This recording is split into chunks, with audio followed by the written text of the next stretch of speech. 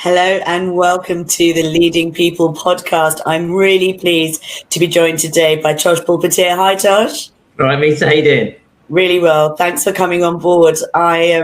For those of you who haven't seen one of our podcasts before, my name is Mita Sani. I'm the CEO of the main group. And after being a lonely entrepreneur for many years, I reached out to my community. And what we're trying to do here is to put together some thoughts and candid comments from other business leaders and people leaders about their journey. So Tosh, you head up Astute HR. And I think it's fair to say that you and I have had quite an unusual business journey because we met on a boat with a drink. That's right. You know, we were networking in the good old days when everybody was out and about. And one of those networking events was called the Yacht Club in central London. So we met there. That's right. We hit it off straight away. Very much so. And I say unusual business journey. I think, the more experienced we become, we realize that whole phrase about it's not what you know, but who you know, that does start to, get the balance of, that makes sense. But I think I was quite green at that time and I just bought the business and I was just learning about how to not only talk about my business, but talk about my story. And that's what I realized people buy into. We were all in those days, absolutely, Mita, and we had to go through a lot of different learning processes and pains, which I think, what's the quickest way to get a shortcut to any sort of situation is to learn from other people's experiences. You don't have to go through the same real time frame, and go through the same pains. Learn from the mistakes or lessons or successes from others. And I think that's what the idea of these sorts of podcasts are, right? Very much so. If we can help anyone shave off a few years of learning that we've had to go through, then we're hopefully doing something good for our business. So I've been doing this for about 10 years. I'm going to try and condense 10 years into however long this podcast is. It's 15 minutes, 30 minutes, whatever it is. Well, I think first and foremost, I'd love to hear about your Astute HR journey, but starting with, at what point did you realize that you were going to be leading your world and not just following somebody else's dream? So I worked for a law firm I was qualified about 10 years at that time, a law firm called Gisby Harrison in Hertfordshire, fantastic law firm. And I worked under the managing partner there called Michael Lane. So basically, like most lawyers, I was looking at climbing the ladder and eventually becoming a partner there. And then I went to various networking groups and various other bits and pieces. And there was a group called BNI, some people know about when I was in the early days. BNI was like a business networking group. Yeah. And somebody gave me a book, and the book was called The Richest Man in Babylon. And the book started talking about how to make money while you sleep. So it earns, you're earning while you're sleeping, not working hard, but working smart. And it had little things in there like, if you're working as an employee, you're paying 40% of your tax to the taxman. So that basically means you're working from January to April for free, is the way that the book sort of puts it. Yeah. Whereas if you can work for yourself, the tax breaks, you may be being 10%, 11%, so you can earn more. So they started having little triggers where I knew I was good. People really loved what I do. I really loved what I do as a business. I really loved helping people, which is why I got into law in the first place, actually. Right, okay. And that kind of triggered me into start thinking a little bit differently how to operate. And my boss put me on something, which was a course. It was a year-long course, which was like a managing director school. I'm doing inverted commas because it wasn't an official course, but there was a firm of accountants that were training people on how to become effective leaders, effective managing directors in a business. And it was a 12-month course. It was about 3 hours a month. I think they had August off or something. And in there, they would just give you different skills, whether it was pricing, for example, whether it was getting more business, whether it was about the way your profit and loss account looks, or all the boring stuff and all the other stuff you need to do as a business owner. And that really started getting me thinking differently. And you know what? That course also started getting me reading again. So I read a lot of papers, obviously, in my job, but reading about business, about value, about how to make things better, about fulfillment. And it just started to sort of spark some things inside me. And I thought, actually, I think I can do this better than where I'm at. And so I got to the point where I spoke to my boss about it. And he was Michael Lane. He was fantastic. And he just said, look, we will support you in whatever you want to do. And they let me continue that course. I actually resigned in the middle of doing that course, and they continued to pay for that course for me to do that. I think that speaks volumes of of what they are like, and also how I was with them, I suppose.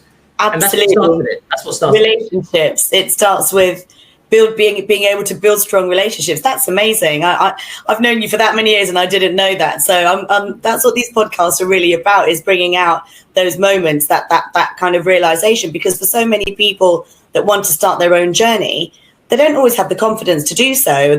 I think they're waiting for something. They're waiting for the bolt of lightning, or when they were young, they might have had these aspirations for being the master of their own destiny. But then it kind of gets almost dampened by kind of that expectation, studying. People that say that, Mita, is when's the right time to have a child? Yeah, there's never a right time. What are you waiting for? To be a millionaire? That won't happen very quickly, unless you're already one. What is the right conditions? You know what happens? You do it. You do it because you love to do it, and then you know what you do after that? You make it work. You make it work because you want to make it work, and you have to make it work, and all those things. It's the same thing with this. And just to be clear, you said something earlier about being green, and just because you're good at what you do doesn't mean you're good at running a business in what you do. They're two different things, a different skill set completely. And I learned the hard way. What would you describe yourself as now? Would you describe yourself as a businessman, entrepreneur, or would you describe yourself as a lawyer and a solicitor? You know what? I suppose it depends on who it is I'm speaking with. And I never say I'm a lawyer, really. I kind of say I help employers and I help employees. I help employees protect their businesses, employees protect their rights, that sort of thing. Or I help companies with problems caused by employees. That's actually what we kind of do. So when you look at it that way, you're not looking at it just the job title as such. You're looking at the solution that you can give to other people. People don't care what you do; they care what you can do for them. If I can be as blunt as that about it. So that's the way I kind of communicate it. So I don't get up to 9 to 5. I know you're not the same. I don't get up for work. I don't get 9 to 5 anyway. I don't get up at the time to get to work, clock in, earn some money. I'm there. I'm going to help somebody some way. I'm going to help them solve a problem, get rid of a headache, get rid of a nightmare, resolve a situation, save money, save stress, make money, whatever the situation is. And when you just focus on that value, the money follows that, has been my experience. Absolutely. I've started to use this visualization. I can't even say the word, but I've started to use visualization to get my teeth back in a way of thinking about exactly that, Tosh, because I too had a similar journey. I trained as an accountant. I always knew I wanted to be the master of my own destiny. I always knew that I wanted to run my own business. I just wanted to learn the skills to enable me to do that. And I became an accountant. But when I bought my business out, meeting you on the boat and my eyes being opened up to what leadership is very different to being a managing director, managing somebody else's organization versus pulling your organization into the future. I look at it as almost ripples. We're in the middle, we're kind of creating ripples, and those ripples are value adds out to our business community. So how much of that? It's an amazing process, isn't it? It's painful. We have to do lots of different things to learn out who you are, what you're doing. I used to have my false moustache and coat on, my lawyer hat at work, and then I was a different person outside of work because everyone expects you to be a certain way. And then what happens is the maturity and the confidence that grows with what you do, the two become one. It's not that I'm sitting there working all the time or that I'm having a jolly all the time. It's kind of one and the same. I'm the same inside and outside of work, so then you become more authentic to yourself, to what you're doing for people, and either people like it or don't like it. And you don't want everybody with a wallet. You want somebody that values you and you value working with them. Yeah. So Astute HR, is that what your world was right from the beginning, or is Astute HR something that has evolved over time? Is that something a newer brand? So originally, I didn't want to call it Tosh & Co Solicitors because that would have been a terrible name, and I thought I'd use a sort of a Ron Seal name. So I thought maybe if I use something solicitors, people would just think about tribunal cases and those sorts of things. And what I wanted to focus more on was on solving the problems before they get to tribunal. So it says, we are a solicitors firm. We're regulated as a solicitors firm. And also, I quite like that feeling of being a little bit like the underdog. People don't kind of see you coming. They don't know you're a law firm sometimes. So a lot of solicitors on the other side might think we're HR consultants. It does say we're solicitors.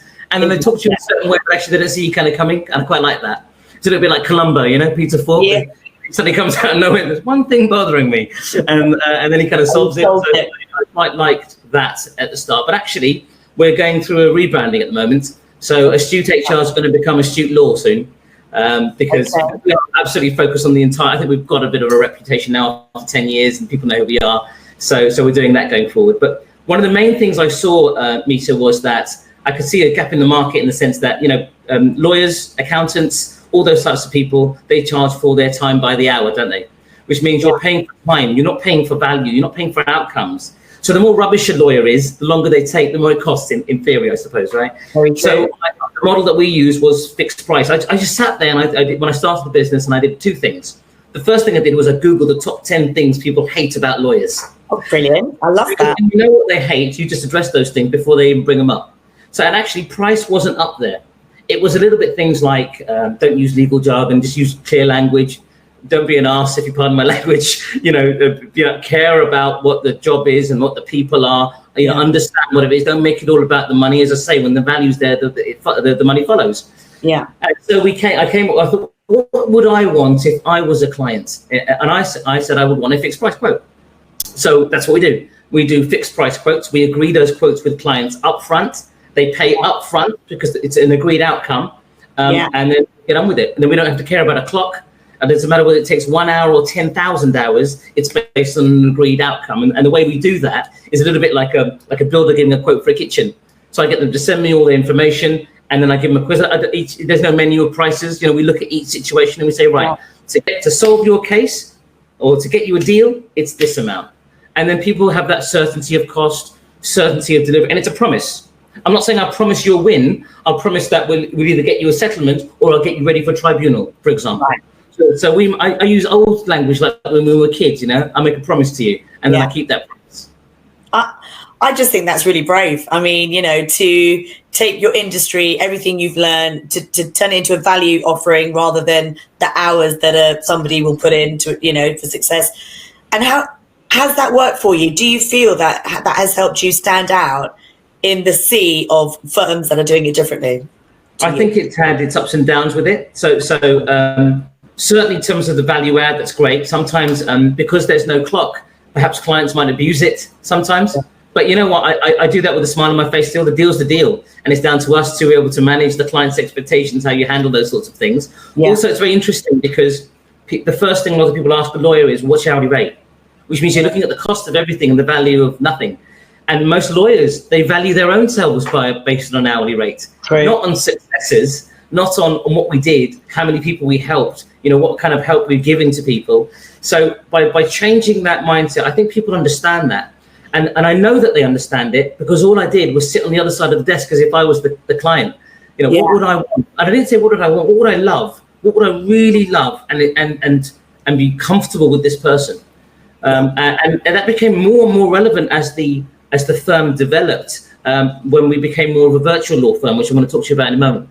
Yeah, well, that was going to be where I was going to bring you to, which is that you and the Astute HR, Astute Law brand were early adopters of this remote, flexible working that now that we're in the middle of the pandemic, everyone is considering. But you were trailblazing this years ago with your mindset. And again, that for me was just really eye-opening. Tell me about that.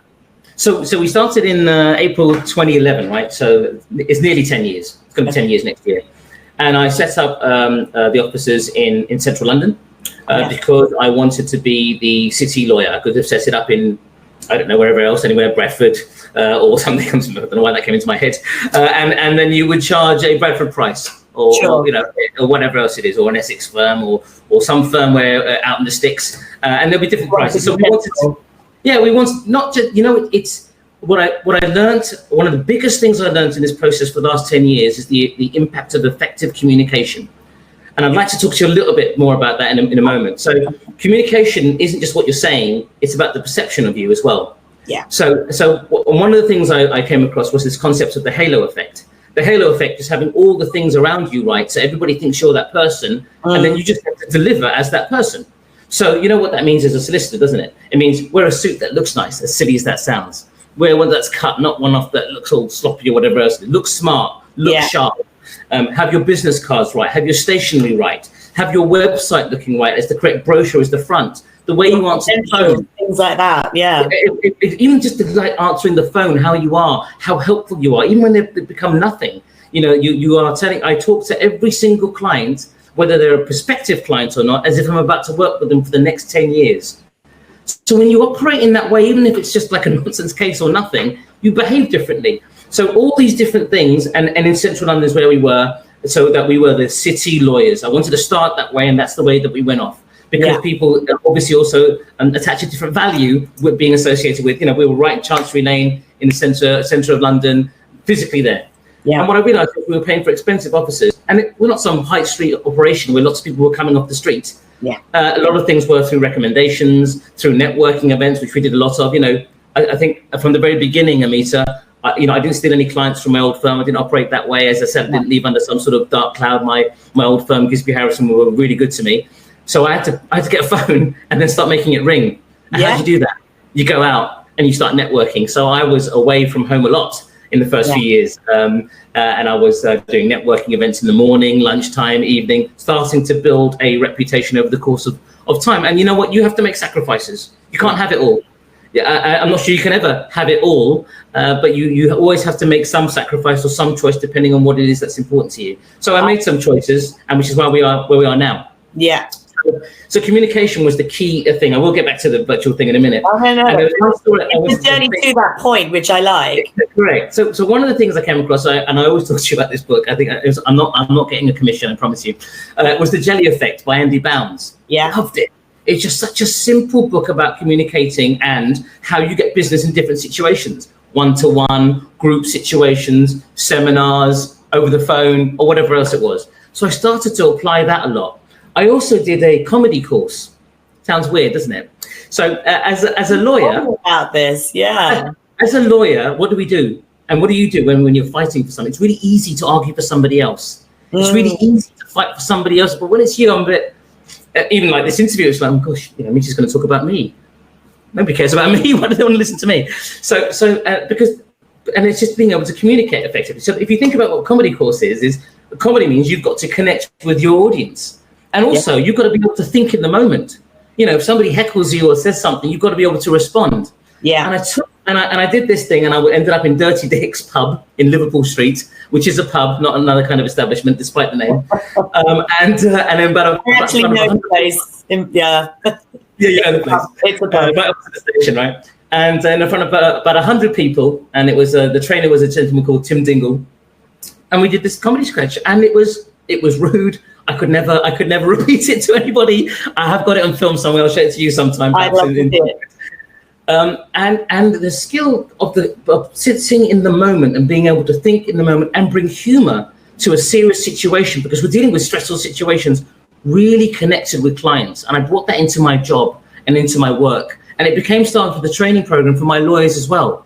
And God, they were happy to do the course, but to stand up in front of people that talk about themselves, their personal, authentic experience, not jokes or somebody else's thing. It's talking about you.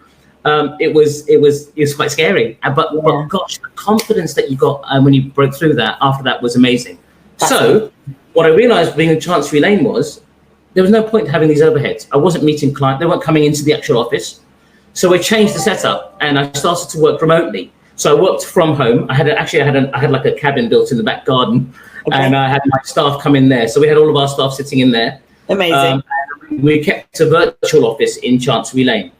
And so now we were not meeting any clients at all, 99% maybe. If we needed to meet clients, we would arrange a meeting either at their offices or in central London at our registered address, which were virtual offices. Yeah. And then we started to save on overhead. So we didn't have to meet, as I say, 99% of clients. So you can imagine over the phone, again, the perception and the halo effect became even more important because how many cowboys are there online? They don't meet us. I had the luxury of having the only person with my name on the planet.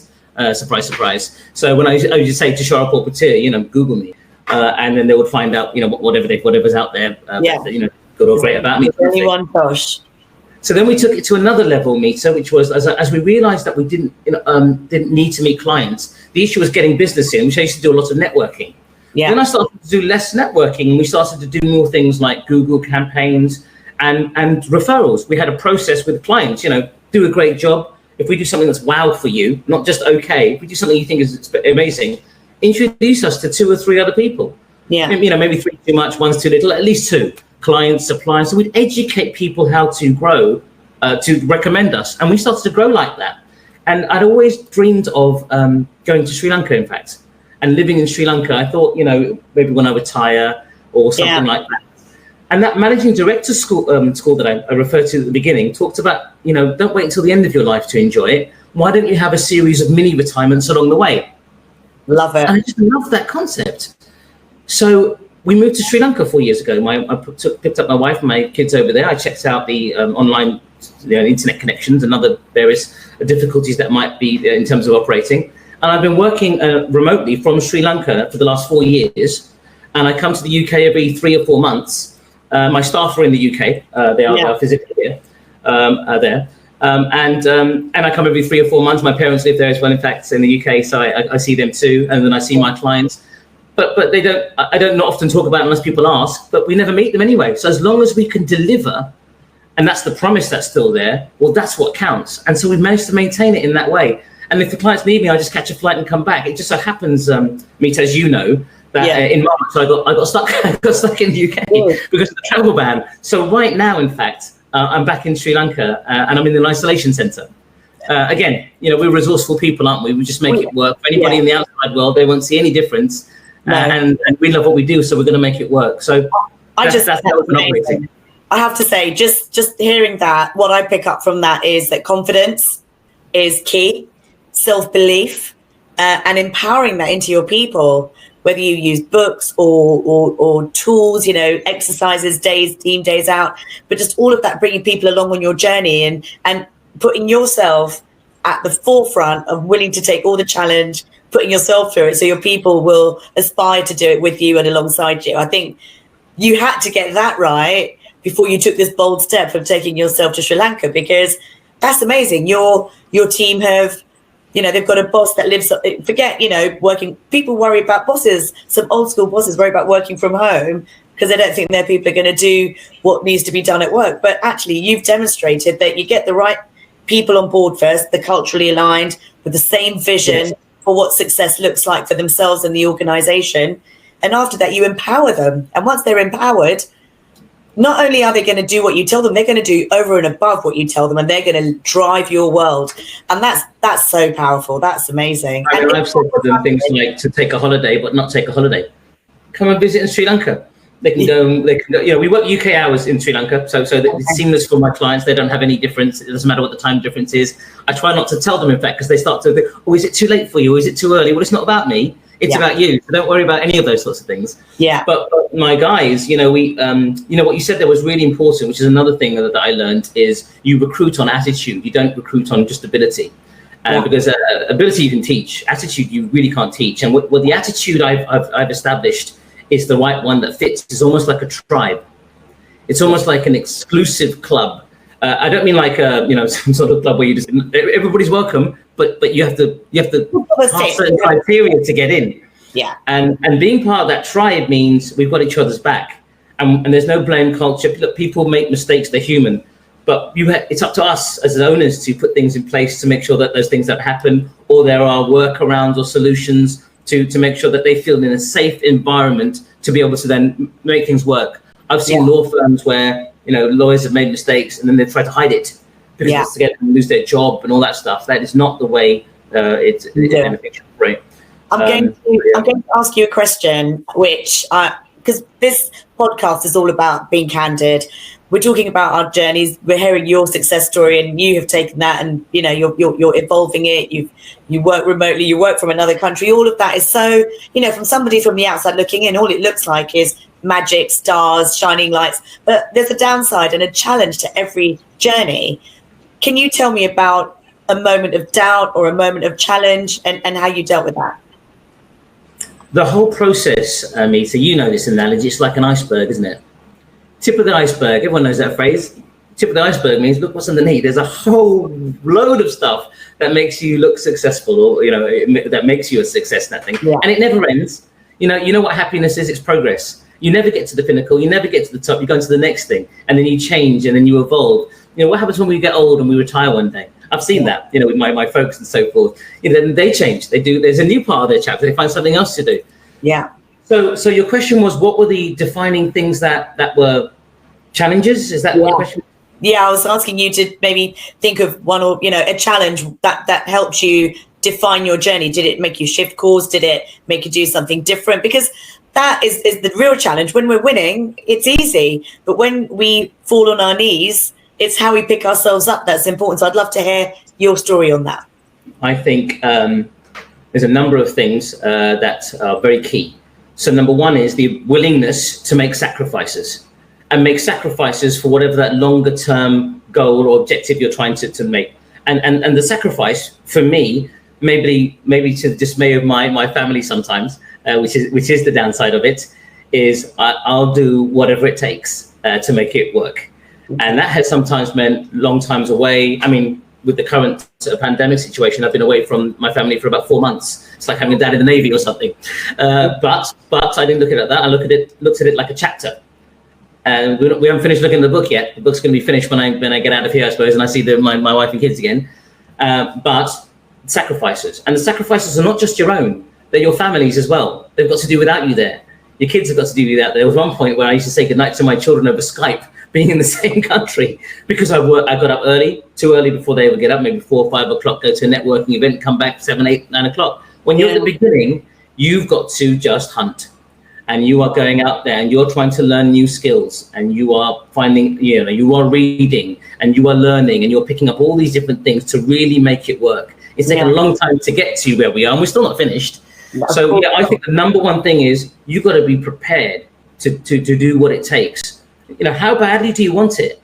How much does it matter to you? And I think that comes down to why is it that you went into business in the first place? Yeah. And it has to come down to some sort of fulfillment. If it's just to make money, okay, so be it. If you're clocking, you want to clock in, clock out, well, to me, that sounds like a busy job. That sounds like a busier job. You might as well just be employed. But if you're looking to get out of that, because, whilst the downside is the sacrifice, the upside is the freedom. When it works, you can do more things. You can decide, there's days I don't feel like working. I don't feel like, top of the world, zing every single day. We told you that one day we were going to do some stuff. I think I said, you know what? I don't feel like it. Yeah. And not because I'm like miserable or anything. Sometimes you just need to take a rest and just take a break. But as I say, I mean, Mita, your experience must be the same as well. Sacrifices being made. We're making sacrifices now, but even throughout this process, right?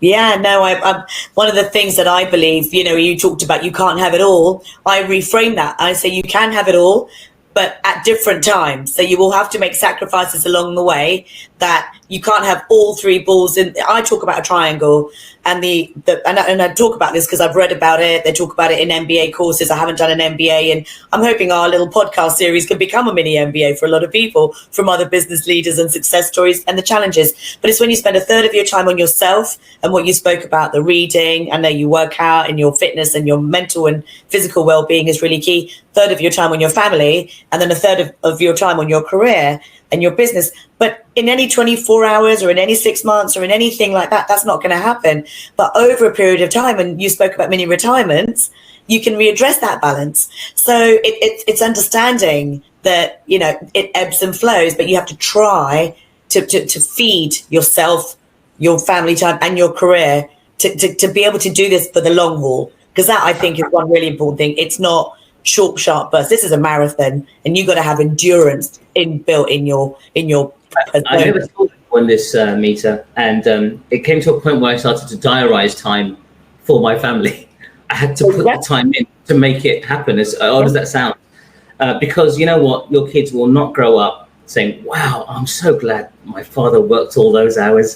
Oh, I'm so glad he got us a nice house and maybe a nice car or hot and cold running water, and look at the electricity. There's a flick a light switch." They don't care. They want your time. And you know what? Why did a lot of us do it? I did it. Actually, the spur was my daughter was born. She's going to be 12 on the 3rd of August.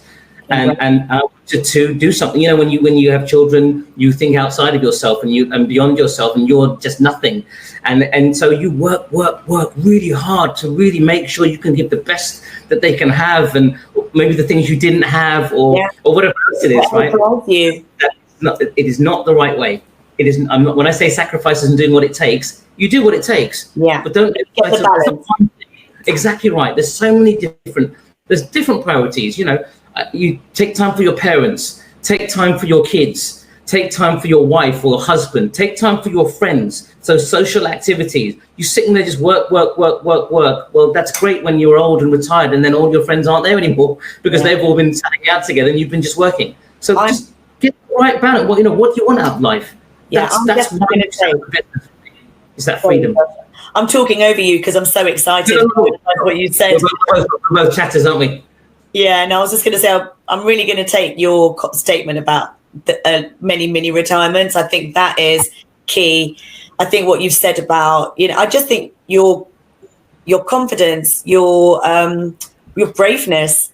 And again, no one thinks anyone as a business leader, we're not out fighting wars. We're not, saving people from, but it is brave, and you have to be brave. And, we put this front of, as you said, some days we're not feeling it. We tell ourselves today's going to be a good day. And it's those affirmations you make, because you're leading people. It's not just you. You have a business community that rely on you. You have a family that rely on you, but you also have your tribe, your company. And so I remember working for an MD who would have different faces every day, and it would be like being on a roller coaster. What's going to happen today? And I chose that no matter what the problem, I present myself in a way that makes me approachable, professional, and ready to do business. Let's do this. How you were going to show up to work. Yeah. I love that. And that's right. That's it. Cool. So, funnily enough, my last question is usually about the work-life balance and whether that has been something you've attained or something you've still got to work on. And we've touched on it. But to close, Tosh, what's your message about getting that balance? You're always going to have to work on that. But really, what I've realized, particularly in the last 4 months, for example, I've had no other focus except work, because I haven't been able to spend the time with my wife and kids. And it's been tremendous for work. I mean, it's been flying. In fact, I don't mean money or anything like that. We've not been doing fantastic. A lot of people need help and they don't have any money, right? So we've done a lot of that. And what I've really loved, if I can say this sentence, what I've loved about the pandemic experience, I might be the first person to say that, is the ability to really show people that I really was the real deal. I really am authentic in the way that I want to help. I picked up the phone to clients and they were talking about businesses closing, looking at redundancies. And so all we did was put lots of free stuff out there. But I don't mean just like, oh, here's a link, here's that. I picked up the phone. Have you thought about this? Have you thought about that? I've done that with dozens of clients. Yeah. And they'll remember that. And even if they don't remember it, I remember doing that. And you get a chance, because you don't get that opportunity, do you? And obviously lawyers, they're sort of about the money and all those things that people hate about them. So for, that was the other key thing for starting a business, I was going to say, was that authenticity. Be really true to yourself. It's okay to be you in business. Really expose yourself. Be vulnerable. Be you. Just be you. Yeah. But you'll make it work because what I've also noticed is that business owners that I meet, like yourself, I'm conscious of time as well. Business owners, sorry, right, start there. The business owners, we're all kind of cut from the same cloth, slightly different. But what the overriding thing with every single one I've met is how resourceful they are. They really get stuff done. Yeah. And it's because you just think differently, the way you operate. There's no problems, there's challenges. You're going to get over it. You're going to make it work. There isn't a failure. I don't want to get all, tree huggy and, their lessons and all those sorts of things, but it is that. And that different way of thinking is what makes the difference. I love that. Well, Tosh, we could talk all day. We're going to try and keep it succinct so that our audience can take from this what's going to help them step on and up through their own career journey. But I thank you so much, and I wish you and thank you so much for asking me to do this. I really appreciate it. It's been a pleasure, and good luck with Astute Law for the future. We look forward to seeing. Thanks very much. All the best. Cheers, Tosh. Thank you. Bye-bye. Bye. Bye.